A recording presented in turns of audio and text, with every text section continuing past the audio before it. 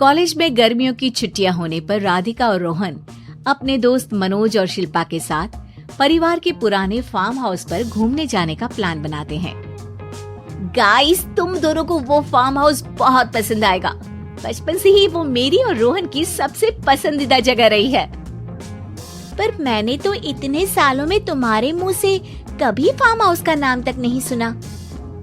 बचपन में farm house जाते थे, लेकिन फिर अचानक सबने वहाँ जाना बंद कर दिया और वजह कभी किसी ने बताई नहीं।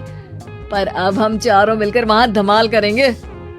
इसी तरह बातें करते कुछ घंटों का सफर तय कर चारों शहर से दूर ऊंची पहाड़ी पर बने राधिका और रोहन के फैमिली फार्म हाउस पर पहुंच जाते हैं।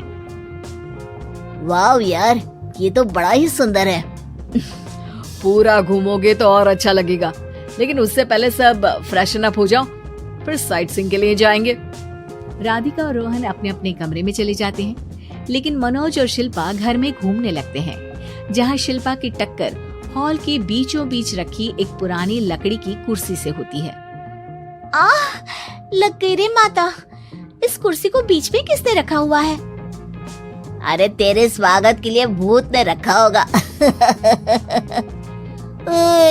तुझे बहुत हंसी आ रही है, जब खुद टकराएगा तो पता चलेगा।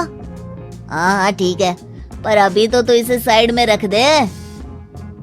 शिल्पा कुर्सी को एक कोने में रख देती है और वो दोनों भी अपने कमरे में चले जाते हैं, जिसकी थोड़ी देर बाद चारों बाहर घूमने निकल जाते हैं। इसी तरह रात हो जाती है। फार्म हाउस में वापस आकर वे लोग सीधा सोने चले जाते हैं। आधी रात को मनोज की नींद खुलती है। बड़ी तेज प्यास लगी है, पानी साथ लेकर सोना चाहिए था।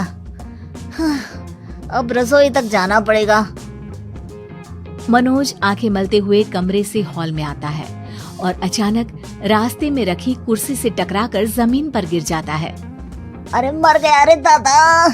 शिल्पा सही बोल रही थी, बड़ी तेज लगती है ये कुर्सी तो, पर इसे दोबारा बीच में किसने रखा? मनोज एक बार फिर उस लकड़ी की कुर्सी को कोने में रख पानी पीकर कमरे में चला जाता है।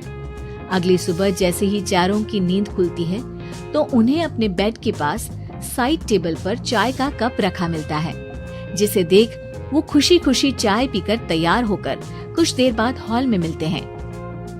थैंक यू यार राधिका, मुझे नहीं पता था कि तू इतनी अच्छी चाय बनाती है। वैसे मुझे उस बेड टी की बहुत जरूरत थी।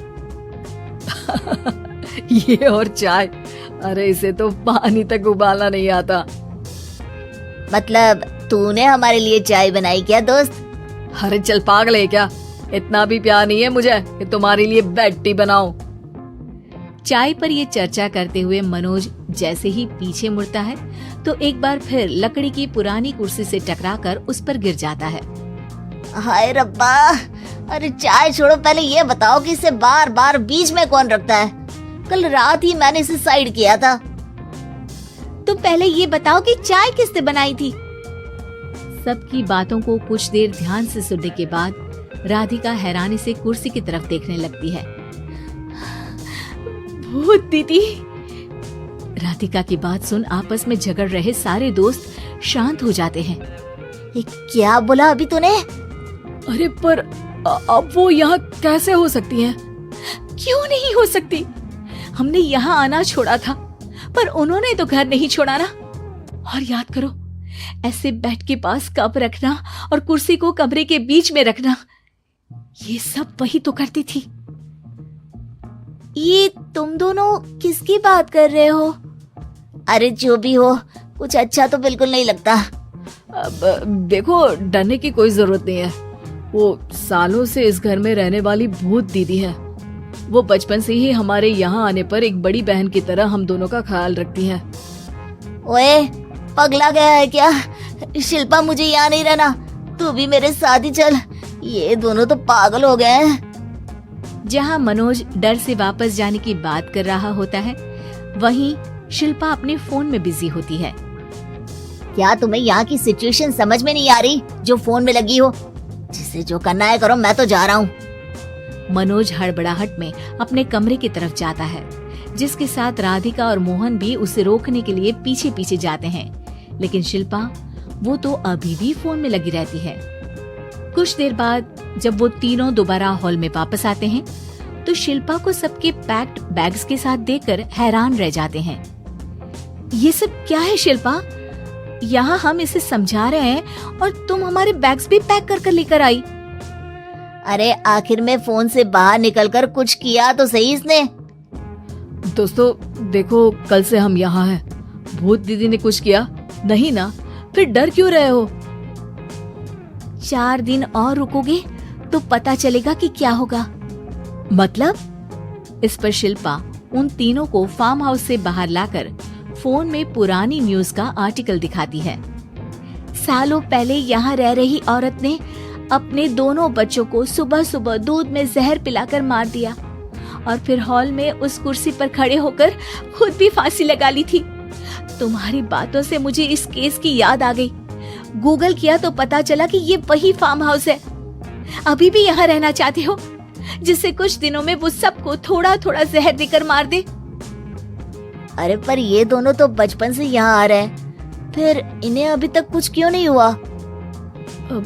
वो तो पापा बताते हैं कि हम आते थे। हाँ, और मुझे भी एक बार का ही याद है। वाह, और कहानियां तो ऐसे सुना रहे थे जैसे सदियों से यही रहते हो। तीनों ये बात कर ही रहे होते हैं कि अचानक फार्म हाउस में से एक आवाज सुनाई देती है। मैं यहाँ किसी को जिंदा नहीं रहने दूंगी, किसी को नहीं। बस ये सुनने की देर ही होती है कि चारों डर से कांपते हुए तुरंत कार में बैठकर वहां से भाग जाते हैं।